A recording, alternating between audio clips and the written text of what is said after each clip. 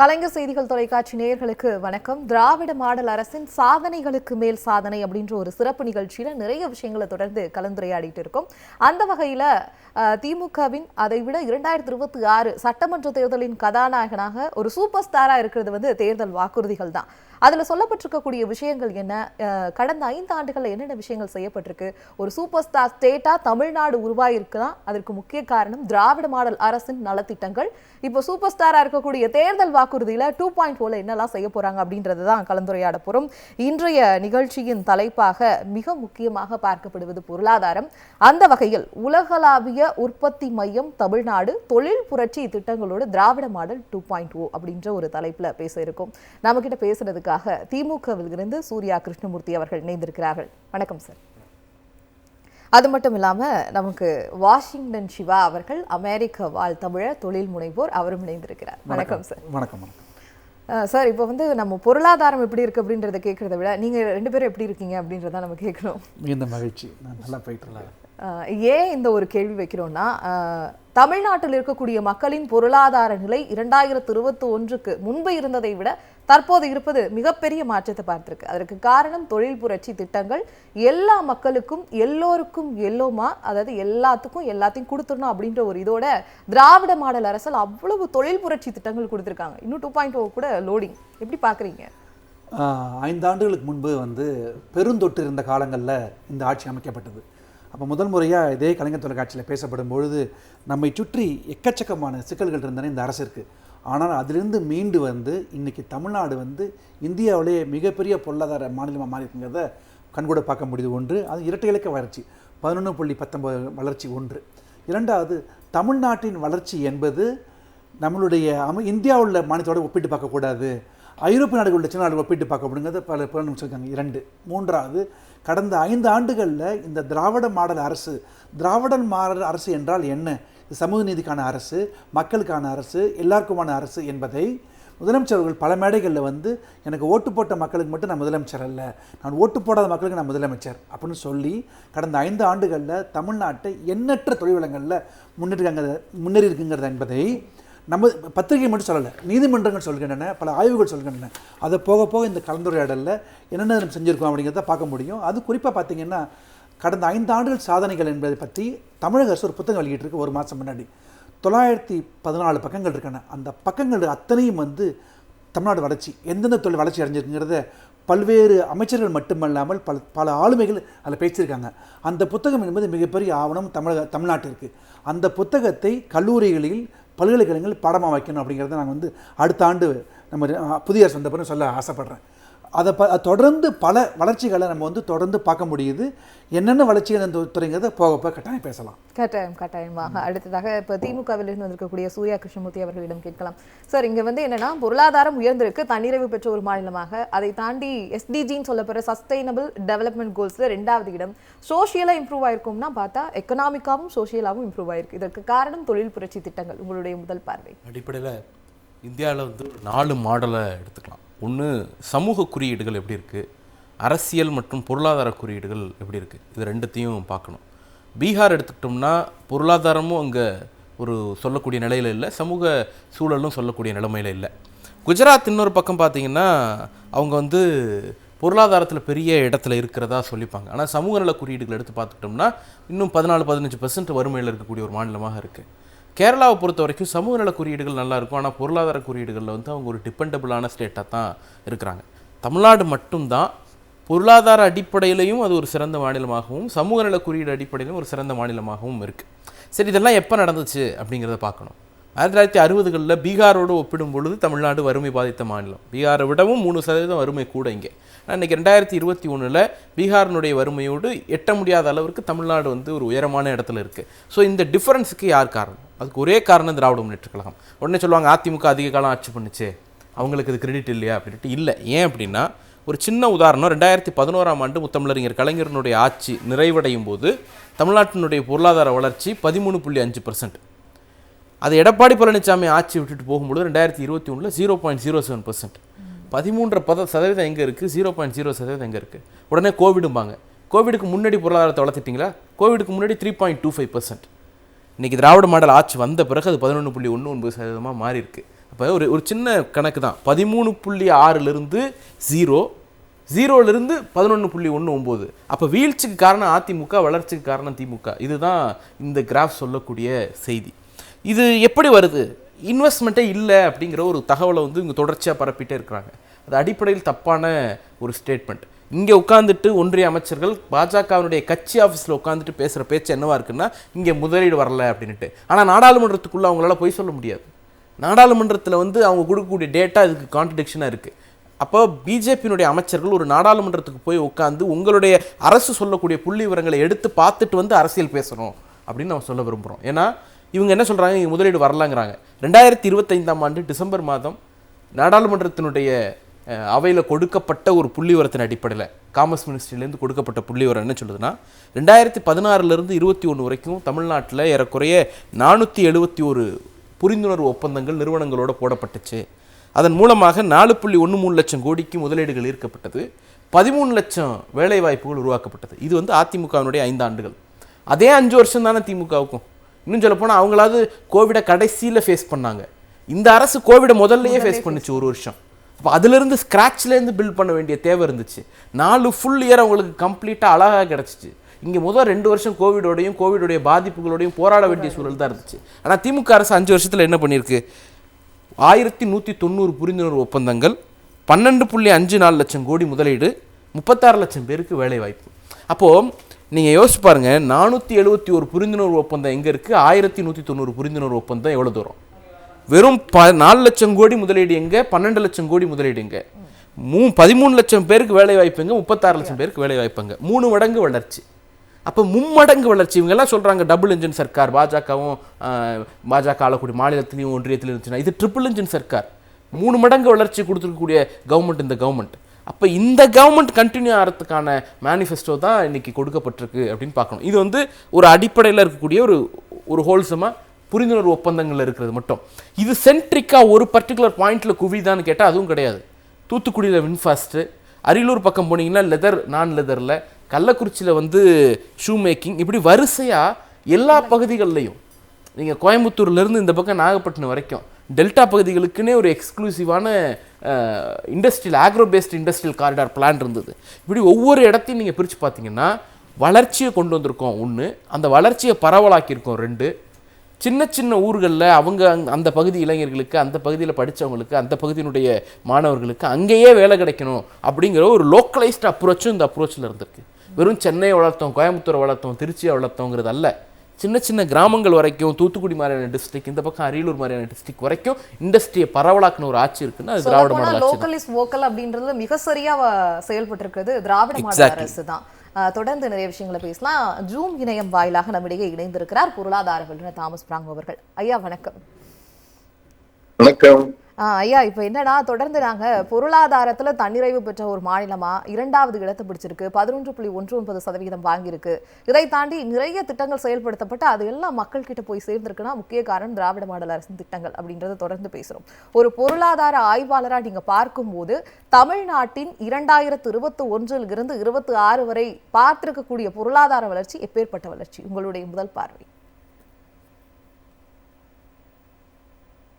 இந்திய அளவுல இன்றைக்கு தமிழகம் தொழில் வளர்ச்சியில வேலை வாய்ப்பு உருவாக்குவதில் ஒரு முன்னோடி மாநிலமாக திகழ்கிறது.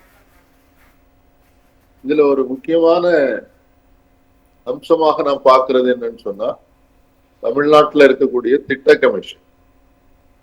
இன்றைக்கு ஒன்றிய அரசு திட்ட கமிஷனையே அபாலிஷ் பண்ணிட்டாங்க. அதுக்கு பதிலாக நித்தி ஆயோக்னு ஒண்ணு வச்சிருக்கிறாங்க. நான் அதை வந்து அநீத்தி ஆயோக்னு சொல்லுவேன். ஏன்னா அவங்க வளர்ச்சிக்கு உதவல, சில பெருமுதலாளிகளுக்கு மட்டும் உதவக்கூடிய ஒரு அமைப்பாக அது மாறி போயிடுச்சு. அதே நேரத்துல தமிழ்நாட்டுல திட்ட கமிஷன் உருவாக்கி ஒரு பொருளாதார அறிக்கை ஆண்டுதோறும் இன்றைக்கு வெளியிடுறாங்க. எங்க வளர்ச்சி இருக்குது, எங்க தேக்கம் இருக்குது, எங்க கூடுதலான முதலீடு வேண்டும், எந்த துறைகளுக்கு முக்கியத்துவம் கொடுக்கணும்ன்றதுல இந்த திட்ட கமிஷன். அதே மாதிரி நோபல் பரிசு பெற்ற பொருளாதார அறிஞர்கள் கொண்ட இன்னொரு ஆலோசனை குழு வச்சிருக்கிறாங்க பொருளாதார வளர்ச்சிக்கு. இந்த ரெண்டு அமைப்புகளும் ஒரு பெரிய பங்கை ஆற்றி கொண்டிருக்கின்றன. தமிழ்நாட்டுல என்ன மாதிரி வளர்ச்சி வேணும்ன்றதுக்காக வழிகாட்டக்கூடிய முயற்சி. அதன் விளைவாகத்தான் இன்றைக்கு தமிழ்நாட்டுல சிறு குறு தொழில்கள் பெருசா வளர்ந்திருக்கு. இந்திய அளவிலேயே பாத்தீங்கன்னு சொன்னா வேலை வாய்ப்பை உருவாக்கக்கூடிய நிறுவனங்கள் யாருன்னு பாத்தீங்கன்னா இந்த நடுத்தர சிறு குறு தொழில் நிறுவனங்கள், MSMEன்னு சுருக்கமாக சொல்லுங்க. இந்த MSMEக்காக ஒன்றிய அரசு ஒரு வங்கியே தனியாக தொடங்கும், அவங்களுக்கு கடன் கிடைக்கிறதுல சிக்கல் இருக்கு அப்படின்னு சொல்லி பாஜகவினுடைய 2014 தேர்தல் அறிக்கையிலேயே சொல்லி இருந்தது. என்னன்னு சொன்னா இந்த ஒரு MSME பேங்க் நாங்க தனியா தொடங்க போறோம் அப்படின்னு சொல்லியிருக்காங்க. இன்றைக்கு வரைக்கும் அது தொடங்கப்படல. அதே நேரத்துல தமிழ்நாட்டுல ஒரு முக்கியமான விஷயம் அதிமுக செய்யாதது திமுக அரசு இருக்கும்போது செய்யக்கூடியது என்னன்னு சொன்னா ஸ்டேட் லெவல் பேங்கர்ஸ் கமிட்டின்னு ஒரு அமைப்பு இருக்கு. மாநில அளவிலான வங்கியாளர்களுடைய ஒரு கூட்டமைப்பு 3 மாதத்திற்கு ஒரு முறை இது சந்திக்கிறது. அந்த கூட்டத்துல முன்னாலெல்லாம் இந்த மாநிலத்தில் உள்ள அரசு அதிகாரிகள் சிலர் மட்டும் பங்கேற்பார்கள், அமைச்சர் பங்கேற்பதில்லை. ஆனா இந்த அரசு ஆட்சிக்கு வந்ததும் முதல்ல திரு PTR பழனிவேல் ராஜன் வந்து நிதியமைச்சராக இருக்கும் போதே அவர் எல்லா கூட்டத்துக்கும் அவர் போயிடுவார். அப்போ பேங்க்கள் எந்த துறையில கடன் கூடுதலாக கொடுக்க வேண்டியது இருக்குது அப்படின்றத பேசும்போது அவர் தலையிட்டு இன்னென்ன துறைகள்ல அவங்களுக்கு கூடுதல் கவனம் செலுத்த வேண்டியது இருக்கு, இதுக்கு டார்கெட்டை இன்க்ரீஸ் பண்ணுங்க, இதுக்கு நம்பர் ஆஃப் யூனிட்ஸை இன்க்ரீஸ் பண்ணுங்க, இதனுடைய ஸ்கேல் ஆஃப் பைனான்ஸை இன்க்ரீஸ் பண்ணுங்க அப்படின்னு சொல்லி அவரே அறிவுரை சொல்ல ஆரம்பித்தார். இப்போ இருக்கக்கூடிய நிதியமைச்சரும் அதை தொடர்ந்து செய்துட்டு இருக்கார். அதனுடைய விளைவு என்னன்னு சொன்னா பொதுவா மற்ற மாநிலங்கள்ல ஒப்பிட்டு பாத்தீங்கன்னு சொன்னா கேரளாவில எல்லாம் பாத்தீங்கன்னா 100 ரூபாய் டெபாசிட் வந்தோம்னாக்கி அதுல ஒரு 60 ரூபாய் தான் கடனாக கொடுக்கப்படுகிறது. ஆனால் தமிழகத்தில் 100 ரூபாய் டெபாசிட் வந்ததுன்னா 120 ரூபாய் கடனாக வழங்கப்படுது. எப்படி வேற மாநிலங்கள்ல இருந்து கிடைக்கக்கூடிய டெபாசிட்டை கூட தமிழ்நாட்டை பொறுத்தவரையில அதுல மூலதனம் போடுவதற்கு பேங்குகள் தயாரா இருக்கு. ஏன் தயாரா இருக்கிறாங்க? இங்க வந்து ரீபேமெண்ட் கரெக்டா இருக்கு. அதற்கு அந்த தொழில் வளர்ச்சிக்கான சூழலை, அடிப்படை கட்டுமானங்களை மாநில அரசு உருவாக்கி கொடுத்திருக்கிறதுனால இந்த நடுத்தர சிறு குறு தொழில்கள் என்பது பெரிய அளவுல போட்டி போட முடியும். அதே மாதிரி ஏற்றுமதியாளர்களுக்கு கொடுத்திருக்கக்கூடிய ஊக்கம், அவங்களுக்கு உருவாக்கி கொடுத்திருக்கக்கூடிய அடிப்படை கட்டுமானங்கள், குறிப்பா கலைஞர் ஆட்சியிற்குள்ள வந்த போதுதான் சிப்காட் என்ற ஒரு அமைப்பு என்பது இந்த தமிழ்நாட்டுல சென்னையில இல்ல எல்லா மாவட்டங்களிலும் சிப்காட் தொழில் பேட்டை என்பது உருவாக்கப்பட்டது. அப்ப அந்த தொழிற்பேட்டையில தொழில் செய்ய விரும்புறவங்களுக்கு நிலமும் கொடுத்து, கட்டிடமும் கொடுத்து, எலக்ட்ரிசிட்டியும் கொடுத்து, நீங்க இங்க வந்து தொழில் செய்யுங்க அப்படின்ற ஊக்கத்தை கொடுக்கக்கூடியது இந்த சிப்காட் நிறுவனம். அதனாலதான் தமிழ்நாட்டுல வந்து தொழில் வளர்ச்சியை பார்த்தீங்கன்னு சொன்னா வெறும் சென்னையை ஒட்டி அல்ல, தமிழ்நாடு முழுவதும் திருப்பூர்ல பாக்குறோம், கோயம்புத்தூர்ல பாக்குறோம், இப்ப திருச்சியில பாக்குறோம், மதுரையில பாக்குறோம், தூத்துக்குடியில பாக்குறோம். எல்லா இடங்களிலும் ஒரு பெரிய தொழில் வளர்ச்சிக்கான அடிப்படை கட்டுமானங்கள் உருவாக்கப்பட்டு கொடுத்திருக்காங்க. இப்ப போன பட்ஜெட்ல கூட அதுக்காக கூடுதலாக நிதி ஒதுக்கப்பட்டது. எங்கெந்த மாவட்டங்கள்ல வளர்ச்சி குறைவாக இருக்கிறதோ அங்க கூடுதலான முயற்சியை செய்வோம் அப்படின்னு சொல்லி இப்ப நான் கன்னியாகுமரி மாவட்டத்துல பாக்குறேன். புதுசா ஒரு தொழில் வளர்ச்சிக்கான இடம் தேர்ந்தெடுக்கப்பட்டு அந்த வேலை என்பது ஆரம்பிக்கப்பட்டது.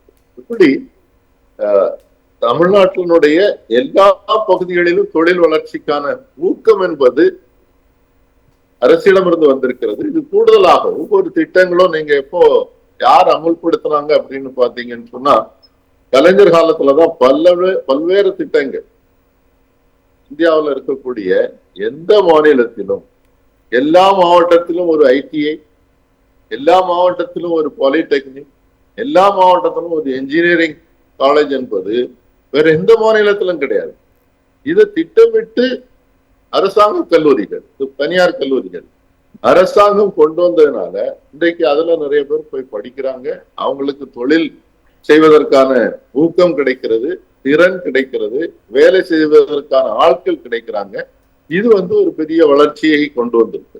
ஆக அதே மாதிரி தொழில் புரட்சி பாத்தீங்கன்னா அப்படின்ற ஒரு விஷயத்த கலைஞர் அவர்கள் தொடங்கி வைத்தார்கள். திராவிட மாடல் ஆட்சியுடைய முதல் வெர்ஷன்ல அது நிறைய விஷயங்களா தமிழ்நாட்டுக்கு கிடைச்சிருக்கு.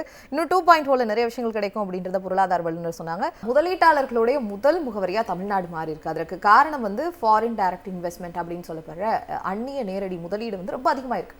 அதற்கு என்ன காரணமா இருக்கும் அப்படின்ற ஒரு காரணத்தை நம்ம அமெரிக்க வாழ் தமிழராக இருக்கக்கூடிய தொழில் முனைவோர் வாஷிங்டன் சிவா அவர்கள்ட்ட தான் கேட்கணும். கடந்த 5 ஆண்டுகளில் முதலமைச்சர் முக்கியமான நாடுகளுக்கு சென்றிருந்தார். அப்போ கூட இந்த இடங்களில் நான் பேசியிருக்கேன். UAE, Singapore, Japan, Spain, USA. இதுல பார்த்தீங்கன்னா கிட்டத்தட்ட 30 மேலே புரிந்துணர்வு ஒப்பந்தம் போடப்பட்டு கிட்டத்தட்ட 20,000 கோடி அளவுக்கு நம்ம தமிழ்நாட்டுக்குள்ளே வந்திருக்கு. அது எப்படின்னு பார்க்கப்போன்னு பார்த்தீங்கன்னா, தமிழ்நாட்டுக்குள்ளே ஏன் வராங்க இன்வெஸ்டர்னு கேட்டிங்கன்னா, வெரி ஃப்ரெண்ட்லி ஸ்டேட்டாக இருக்குன்னு சொல்கிறாங்க எல்லாருமே. மோஸ்ட் வெல்கம் ஸ்டேட் தமிழ்நாடுங்கிறத நம்ம சொல்லலை, திருப்பி பல ஆங்கில பத்திரிகைகள் எழுத ஆரம்பிச்சிருக்கு. Very friendly investors. நான் இன்வெஸ்ட் பண்ண விரும்புகிறேன் அப்படின்னா, ஒரு காலத்தில் மகாராஷ்டிரா போனாங்க, குஜராத் போனாங்க, தெலுங்கானா போனாங்க, ஹைதராபாத், ஆந்திரா போனாங்க.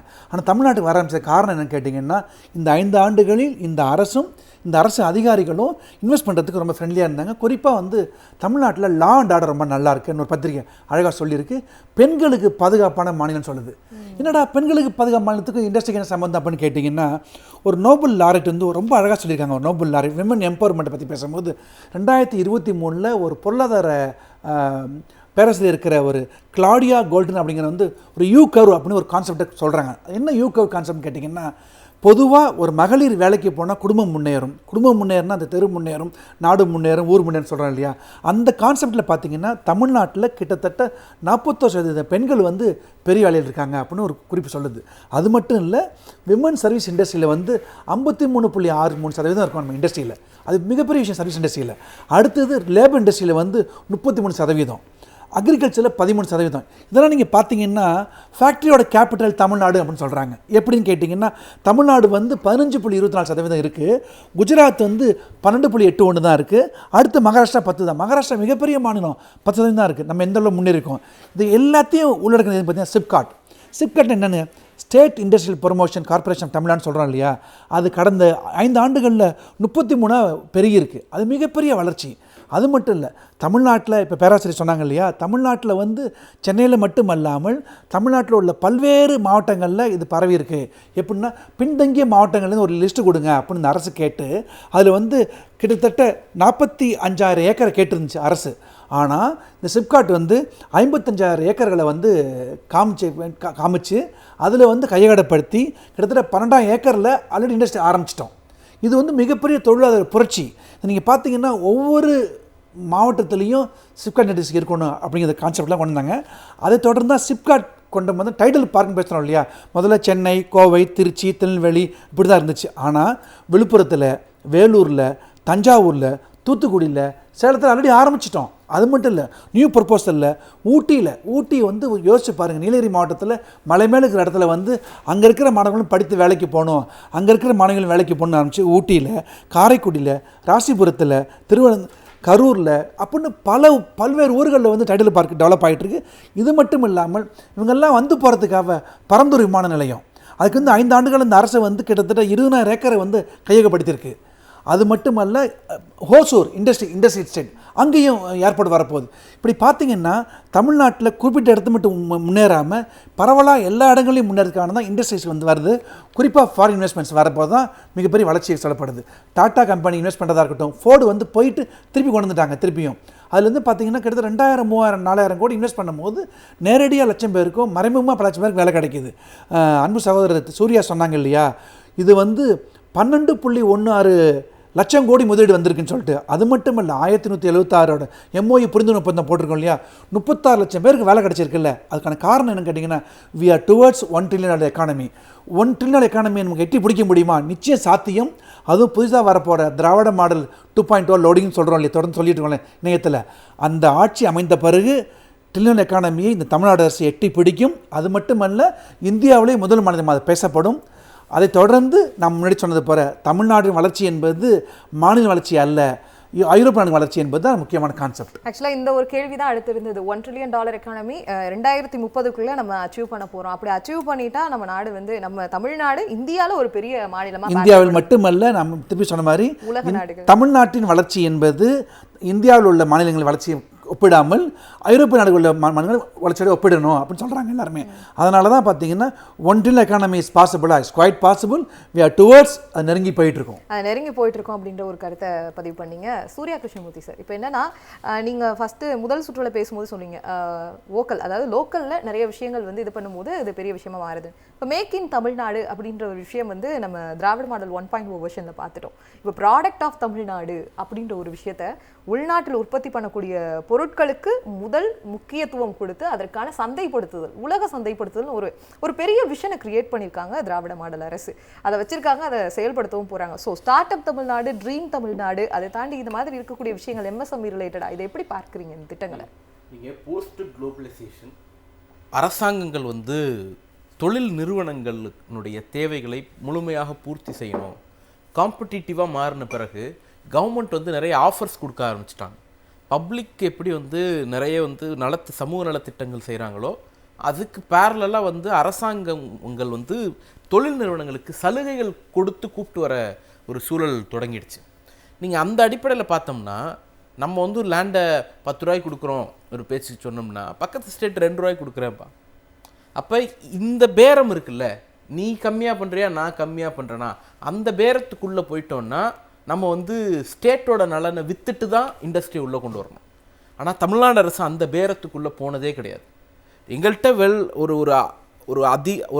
மிக பரவலான ஸ்கில் இருக்குது, மிக பரவலான ரிசோர்ஸ் இருக்குது, ஏற்றுமதிக்கான வாய்ப்பு இருக்குது, தொழிலுக்கான சூழல் இருக்குது, அமைதியான ஸ்டேட்டோடைய லா அண்ட் ஆர்டர் இருக்குது, இதெல்லாம் இருக்குது.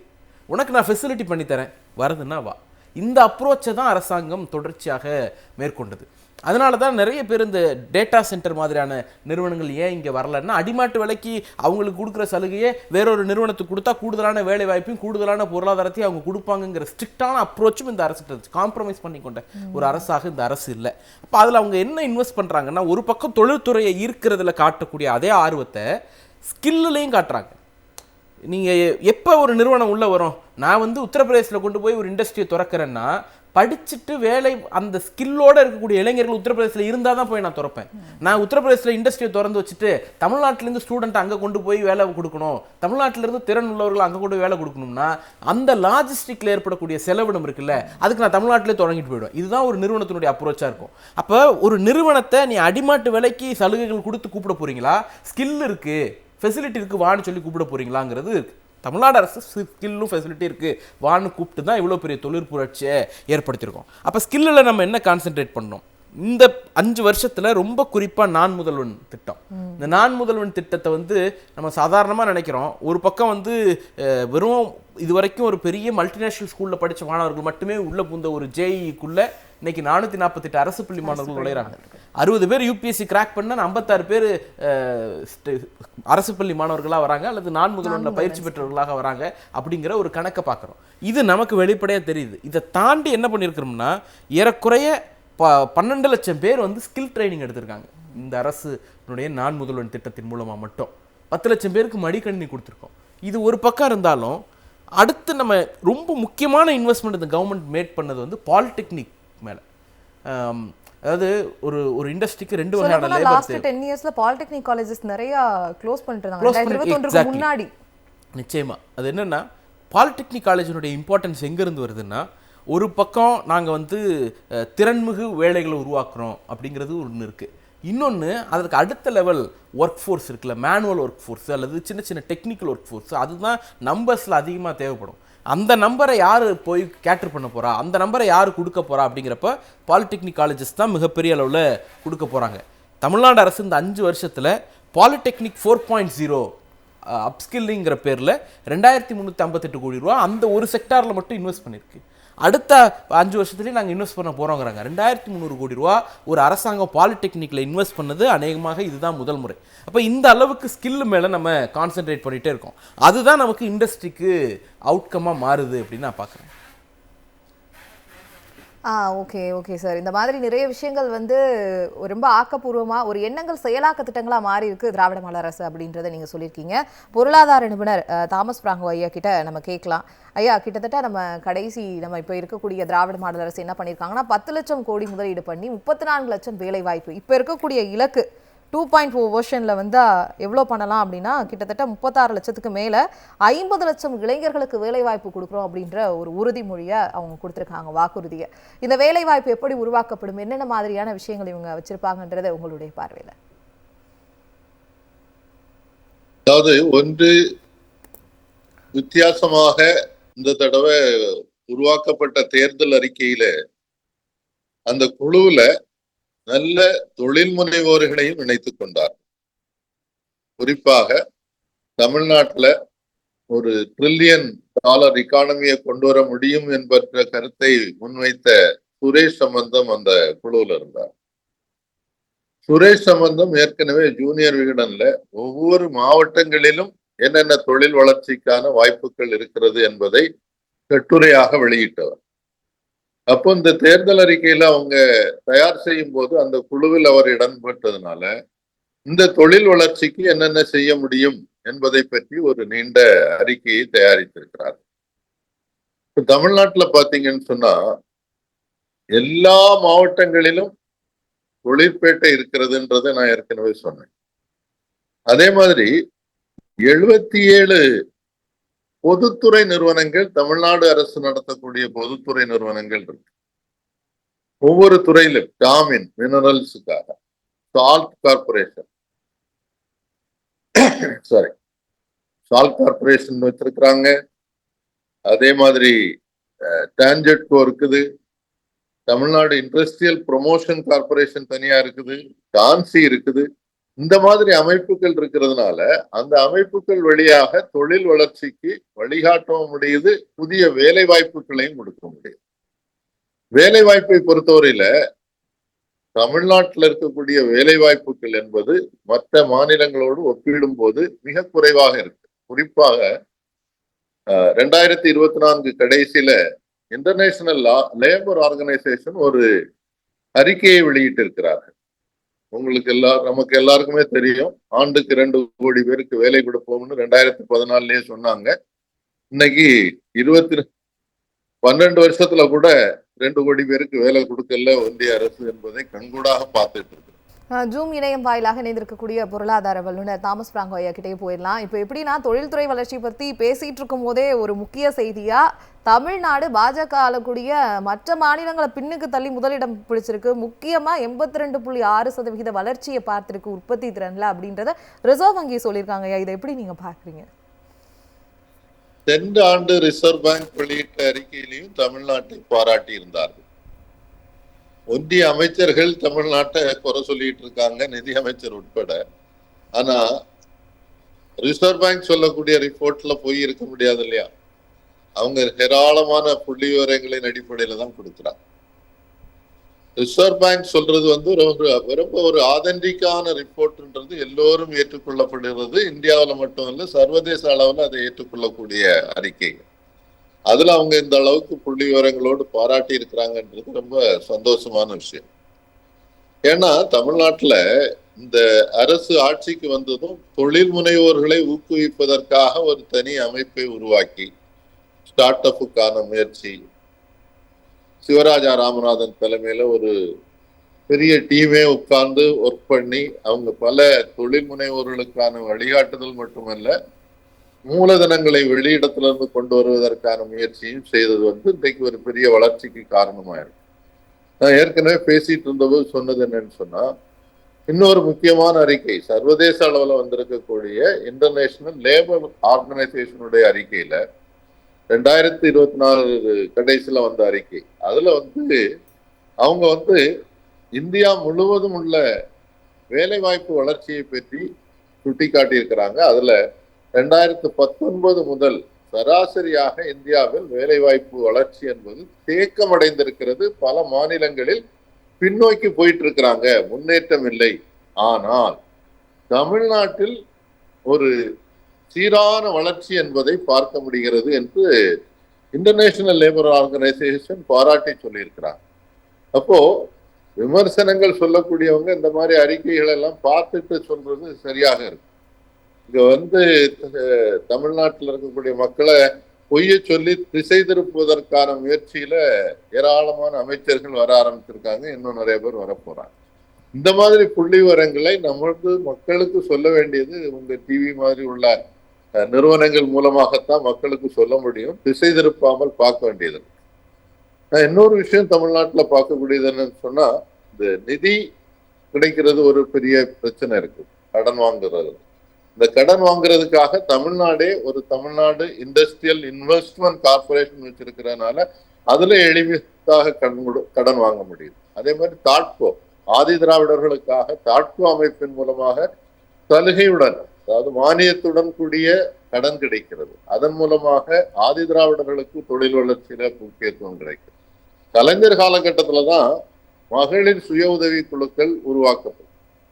இன்றைக்கு துணை முதல்வருடைய வழிகாட்டுதலில் நடக்கக்கூடிய அந்த மகளிர் திட்டம் அமைப்பின் மூலமாக ஏராளமான பெண்களுக்கு சுய தொழில் செய்வதற்கு, கூட்டு தொழில் செய்வதற்கு கடன் கிடைத்திருக்கிறது. அது அடிமட்டத்தில் கொண்டு வந்திருக்கக்கூடிய மாற்றம். அடிமட்டத்தில் இருக்கக்கூடிய மக்களுக்கு ஒரு வளர்ச்சி வரும்போது அவங்க ஒரு சின்ன வருமானம் கூடனா கூட அதை உடனே செலவழிப்பாங்க. அது ஒரு மல்டிப்ளையர் எஃபெக்ட்னு சொல்லுவாங்க. அந்த பொருளாதார வளர்ச்சிக்கு அது ஒரு பெரிய உதவியாக இருக்கு. அதே மாதிரி உதயநிதி ஸ்டாலின் அவர்கள் சட்டமன்றத்துல ஒரு சட்டத்தை நிறைவேற்றினார். அந்த சட்டத்தின் மூலமாக இந்த வங்கிகள் அல்லாத கடன் நிறுவனங்கள், மைக்ரோ பைனான்ஸ் இன்ஸ்டிடியூஷன், இந்த மாதிரி அமைப்புகள் கந்து வட்டிக்கு கடன் கொடுக்கறாங்க. அந்த மாதிரி கந்து வட்டி கடன் கொடுத்து பல நேரங்கள்ல அந்த கடனை உடனே திருப்பி கட்ட முடியலன்னாக்கி நிறைய கொடுமைகள் நடக்கிறது. அதை தடுப்பதற்காக ஒரு சட்டம், இந்தியாவுக்கே ஒரு முன்மாதிரியான சட்டத்தை தமிழ்நாடு அரசு கொண்டு வந்திருக்கு. அதுல ஒன்றிய அரசு தலையிட்டு சில தடைகளை கொண்டு வந்திருக்கிறாங்க. அதையும் மீறி வங்கிகள் கூட ஒரு கட்டாயப்படுத்தி மிரட்டி பணம் வசூலிக்கிறதுக்கு போனா அதுக்கு மேல தமிழ்நாடு அரசு நடவடிக்கை எடுக்க முடியும் என்ற ஒரு சட்டத்தை கொண்டு வந்திருக்கிறது பெண்களுக்கு ஒரு பெரிய உதவியை செய்திருக்கிறதுன்றதை பார்க்கணும். அடிமட்டத்தில் இருக்கக்கூடிய எல்லா தொழில்களும் வளர்வதற்கு மீனவர்களுக்கு திட்டங்கள் இருக்குது, விவசாயிகளுக்கு திட்டங்கள் இருக்குது. அதே மாதிரி ஒரு முக்கியமான விஷயம் என்னன்னா, ஃபுட் ப்ராசஸிங், ஃபுட் பார்க்னு ஆரம்பிச்சிருக்கிறாங்க பல இடங்கள்ல. இந்த அரசு கொண்டு வந்திருக்கிறது.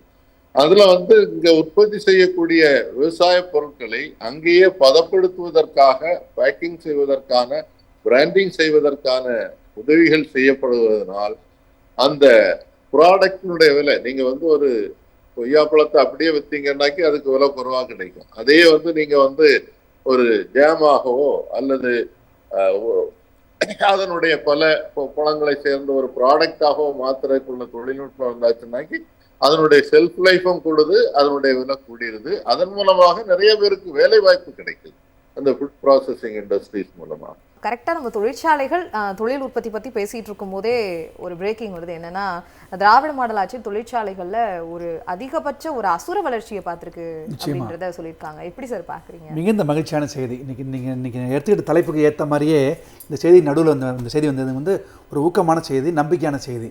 திராவிட மாடல் அரசு கடந்த 5 ஆண்டுகள் என்ன செய்திருக்கின்றன, சாதனை என்னென்னங்கிறத பட்டியலிட்டு பார்த்தோம். அதனால தான் பார்த்தீங்கன்னா தமிழ்நாடு அறிவுசார் நகரமாக பல பேரும் பார்க்குறாங்க. அதை தமிழ்நாடு அறிவுசார் நகரமாக நான் உங்கள்கிட்ட முதலே சொன்ன மாதிரி பார்த்தீங்கன்னா, பின்தங்கிய மாவட்டங்களில் நம்ம ஆரம்பித்து வளர்ச்சியடைந்த மாவட்டங்கள் வரைக்கும் தமிழ்நாட்டில் பரவலாக பரவி இருக்கிறதுனால Tamil Nadu is the best state to invest, Tamil Nadu is the best state to attract investors, Tamil Nadu is the best state for economical as well as பாதுகாப்பில் பார்க்கும்போது தமிழ்நாடு சிறந்து விளங்குறதை பார்க்க முடியுது. அது மட்டும் பார்த்தீங்கன்னா, இந்த திராவிட மாடல் அரசில் பாலிசி மேக்கிங்னு ஒரு முக்கியமான திட்டம் இருக்குது. அந்த பாலிசி மேக்கிங்கை பொதுவாக ஒன்றிய அரசு தான் நிறைய கொண்டு வரும். ஆனால் தமிழ் அரசு என்ன சொல்லியிருப்பாருங்களேன், நிதிநுட்பம், ஏற்றுமதி மேம்பாடு, அறிவியல் மேம்பாடு, ரிசர்ச் ஆய்வு, லெதர் மற்றும் விண்வெளி பாதுகாப்பு, ஸ்பேஸ் அண்ட் செக்யூரிட்டி, இதெல்லாம் யூஸ்வலாக ஒன்றிய அரசு பண்ணோம். ஆனால் மாநில அரசு பண்ணிகிட்டு இருக்கு பாருங்கள். எத்தனால் கொள்கை, குட்ஸ் டிரான்ஸ்போர்ட், அதுலேருந்து பார்த்தீங்கன்னா போத் எக்ஸ்போர்ட் அண்ட் இம்போர்ட்டில் கடல் சார்ந்த விஷயங்களை பேசப்படுது. ரீசைக்கிளிங், டெக்ஸ்டைலில், போத் பப்ளிக் அண்ட் ப்ரைவேட்டில், சேமிப்பு கிடங்கில், சி டிரான்ஸ்போர்ட்டில், அது மட்டும் இல்லாமல் தூத்துக்குடி மாவட்டத்தில் இருக்கிற வந்து கடலில் இருக்கிற தண்ணீரை வந்து நன்னீராக மாற்றுறது, கிட்டத்தட்ட 60 மில்லியன் லிட்டர்ஸ் எவ்ரிடே பண்ணுறது. இப்படி பார்த்திங்கன்னா பல்வேறு ஆங்கிளில், டெக்ஸ்டைலில், மேனுஃபேக்சரிங்கில், லெதரில், இண்டஸ்ட்ரியில், சோலார் பேனலில், சூரிய மின்னெடுப்பில் எத்தனையோ திட்டங்களில் வந்து தமிழ்நாடு தொடர்ந்து முன்னேற்கனால தான் தமிழ்நாடு என்பது பொருளாதார சிறந்து விளங்குகிற மாநிலமாக இருக்குது. அது மட்டுமல்லாமல் தமிழ்நாடு இந்தியாவிலேயே முதல் மாநிலமாக இன்னும் சில மாதங்களே வந்துவிடும். $1 trillion எக்கானமியை தமிழ்நாடு எட்டி பிடித்துவிடும் என்பது தான் நம்பிக்கையான செய்தி. ஆக திராவிட மாடல் 2.0ல நிறைய விஷயங்கள், புது மாற்றங்களை வந்து புரட்சியாக பார்க்க போகுது அப்படின்ற உங்களுடைய கருத்தை சொன்னீங்க. சூர்யா கிருஷ்ணமூர்த்தி அவர்களிடம் ஒரு நிறைவு பார்வையாக நான் கேட்குறேன். என்னன்னா, தொழில் புரட்சியில் நிறைய திட்டங்கள் கொண்டு வந்தாலும் இப்போ 2.0ல சிறப்பு தொழில் வளர்ச்சி திட்டம், அதாவது சிறப்பு பெருந்திட்டம் 2000 கோடி ரூபாய் இன்வெஸ்ட் பண்ண போகிறதா நம்ம தமிழ்நாடு அரசு அறிவித்திருக்காங்க. இதை இப்போ நீங்கள் எப்படி பார்க்குறீங்க? இல்லை, பொதுவாக வந்து இந்த 2.0 அப்படின்னாலே அப்கிரேடேஷன் தான். திராவிட மாடல் 1.0 அப்படிங்கிறது 10 ஆண்டு காலம் பாதாளத்தில் கிடந்த தமிழ்நாட்டை தூக்கி உயரத்தில் கொண்டு வந்து நிறுத்தின ஆட்சி. அதோட அப்கிரேடேஷனாக தான் 2.0 இருக்க போகுது. உதாரணமாக அது தேர்தல் அறிக்கையுமே சொல்லுது. சிப்காட் வந்து அதிமுக ஆட்சி காலத்தில் 4 சிப்காட்கள் தான் தொடங்கப்பட்டது. திராவிட முன்னேற்ற கழகம் 33 சிப்காட்களை தொடங்கிடுச்சு இந்த 5 ஆண்டுகளில். அடுத்த 5 வருஷத்தில் டார்கெட் 50. ஸோ இது வந்து ஒரு அப்கிரேடேஷன். அதே போல் ஏற்றுமதி மதிப்பு, ஒரு பொருள் உற்பத்தி பண்ணி இன்றைக்கி நம்ம அதுதான் பார்த்தோம், இண்டஸ்ட்ரியல் அவுட்கம், இண்டஸ்ட்ரி பேஸ்டு ஏற்றுமதி வந்து இந்தியாவிலே நம்பர் 1 தமிழ்நாடு அப்படின்னு பார்க்குறோம். எக்ஸ்போர்ட் ப்ரிப்பேர்ட்னஸ் இண்டெக்ஸில் தமிழ்நாடு நம்பர் 1 அப்படிங்கிறது ஏற்கனவே நமக்கு தெரியும். இப்போ இந்த கேப்பை பார்த்தீங்கன்னா ஏடிஎம்கே பொறுத்த வரைக்கும் $26 பில்லியன் தான் ஏற்றுமதி மதிப்பு இருந்துச்சு 5 வருஷத்தில். திமுக ஆட்சியில் அது $52 பில்லியன் உயர்ந்தது. இப்போ நம்ம அதை என்ன பண்ணுறோம்னா, அடுத்து $120 கோடி வந்து பில்லியன், $120 பில்லியன் வந்து அதை அப்கிரேட் பண்ணணும் அப்படின்னு டார்கெட் வச்சுருக்கோம். அதே போல் நீங்கள் பார்த்தீங்கன்னா தாட்கோ, இது வந்து பெரிய லெவலில் மட்டும்தான் நடந்துச்சான்னு கேட்டால் இல்லை, சின்ன சின்ன லெவல்லையும் அது நடந்திருக்கு. நீங்கள் பெரிய தொழிலுக்கு தான் வந்தாங்க அப்படின்னு சொல்ல முடியாது. ஸ்டார்ட் அப் எடுத்துக்கிட்டோன்னா அதிமுக ஆட்சி காலத்தில் மொத்தமே 2045 ஸ்டார்ட் அப் தான் தமிழ்நாட்டில் இருந்துச்சு, ரெஜிஸ்டர்டு ஸ்டார்ட் அப்ஸ்.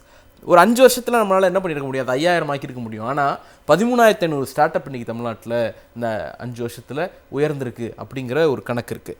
தாட்கோ, விளிம்புநிலை மக்கள், சமூகத்தில் பொருளாதாரத்தில் பலகாலமாக விலக்கி வைக்கப்பட்ட ஒரு செக்டார்லேருந்து வந்த மக்களுக்கு உதவக்கூடிய தாட்கோ நிதி எடுத்துக்கிட்டிங்கன்னா 46000 பேர் தான் பயனாளர்கள். ஆனால் இந்த 5 வருஷத்தில் 77000 பேர் பயனாளர்கள். அன்றைக்கி வெறும் 372 கோடி ரூபா தான் கடன் உதவி கொடுக்கப்பட்டது. இன்றைக்கி 868 கோடி ரூபா கடன் உதவி கொடுக்கப்பட்டிருக்கு. இதை நாங்கள் வந்து அப்கிரேட் பண்ணுவோம் அப்படின்னு சொல்லியிருக்காங்க. இப்படி வரிசையாக நம்ம பட்டியல் போட்டுகிட்டே போனோம்னா ஒவ்வொரு இடத்துலையும் இப்போ ஃபாரின் டைரக்ட் இன்வெஸ்ட்மெண்ட்டினுடைய டார்கெட் வந்து அதிமுக ஆட்சி காலத்தில் 12 லட்சம் கோடி, 4 லட்சம் கோடி இருந்துச்சு. இன்றைக்கி அதை 12 லட்சம் கோடி ஆக்கணும். அடுத்து 18 லட்சம் கோடின்னு டார்கெட் வச்சுருக்கோம். அன்றைக்கி வேலைவாய்ப்பு 12 லட்சம் பேருக்கு, இன்றைக்கி 36 லட்சம் பேருக்கு, அடுத்து 50 லட்சம் பேருக்குன்னு டார்கெட் வச்சுருக்கோம். ஸோ ஒரு காற்றுல கணக்கு போடுற கதை கிடையாது, செஞ்சு முடிச்சிருக்கோம் கான்கிரீட்டாக. அதை மேலே ஒரு மிகப்பெரிய மாளிகையை கட்ட போகிறோம் அப்படிங்கிற அறிக்கை தான் இந்த தேர்தல் அறிக்கை. 2.0 வலுவான அஸ்திரத்தை போட்டிருக்கு.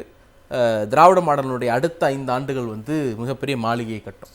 கண்டிப்பாக கண்டிப்பாக. நிறைவாக நம்ம பொருளாதார வல்லுநராக இருக்கக்கூடிய தாமஸ் பிராங்கோ ஐயா கிட்ட போகலாம். ஐயா, இந்த 2021 26 ஒரு மாற்றம், அதிலிருந்து 26 அடுத்து இருக்கக்கூடிய திராவிட மாடல் 2.0ல ஒரு மிகப்பெரிய புரட்சி திட்டங்கள் இருக்க போது, உங்களுடைய நிறைவு பார்வை?